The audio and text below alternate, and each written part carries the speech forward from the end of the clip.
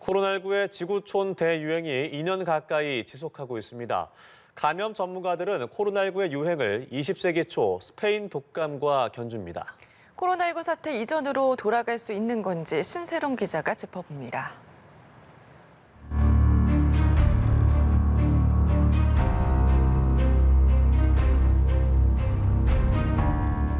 지금으로부터 100년 전 인류를 강타한 스페인 독감. 2년간 유행하며 당시 16억 인구의 3분의 1인 5억 명이 감염됐고 3%가량인 5천만 명이 숨져 20세기 최악의 감염병으로 꼽힙니다.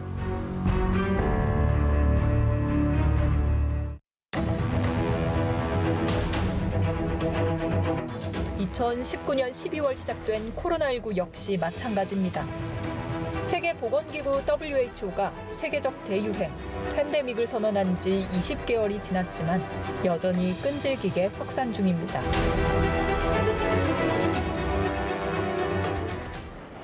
현재까지 전 세계적으로 기록된 코로나19 감염자는 2억 6천만 명에 달하고 사망자는 518만 명에 육박합니다. 코로나19 확진자들의 초기 치명률은 5에서 7%대였지만 현재는 2%까지 떨어졌습니다. 백신 접종이 시작된 지 1년 만에 전 세계 인구의 41%가 접종을 완료했고 먹는 치료제 개발도 가시화됐습니다. 하지만 전 세계는 코로나19의 종식은 어렵다고 보고 코로나19와의 공존을 시작했습니다. 코로나가 어떻게 변화할 건지를 가늠하려면 1917년에 발생한 독감, 소위 스페인 독감이라고 부르는 게 어떻게 변화했는지를 살펴보면 좋은데요. 이 독감은 처음 2, 3년간 유행을 하다가 그 이후에는 겨울마다 돌아오는 계절 독감으로 한 40년간 계속됐습니다. 코로나19 역시 독감과 같이 특정 지역에서 주기적으로 발병하는 엔데믹으로 진화할 것이란 전망입니다.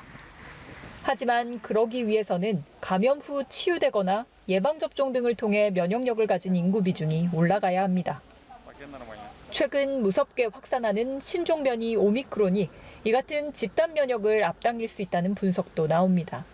그 영향의 결과는 아직 알 수 없지만 일각의 관측처럼 전파력이 강해도 증상이 심하지 않을 경우 백신 접종이 미진한 국가들의 집단 면역을 앞당길 수 있다는 겁니다.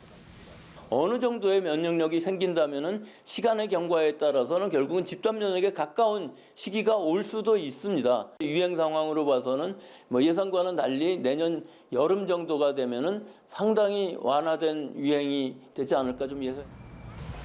하지만 전문가들은 코로나19 바이러스 통제가 가능해지고 일부 이전의 일상으로 복귀가 이뤄지더라도 코로나19가 우리를 위협하는 마지막 바이러스일 가능성은 없다고 말합니다. 결국 언젠간 또다시 새로운 팬데믹이 다가오는 만큼 이에 맞설 준비도 필요하다는 겁니다. 연합뉴스TV 신세롬입니다.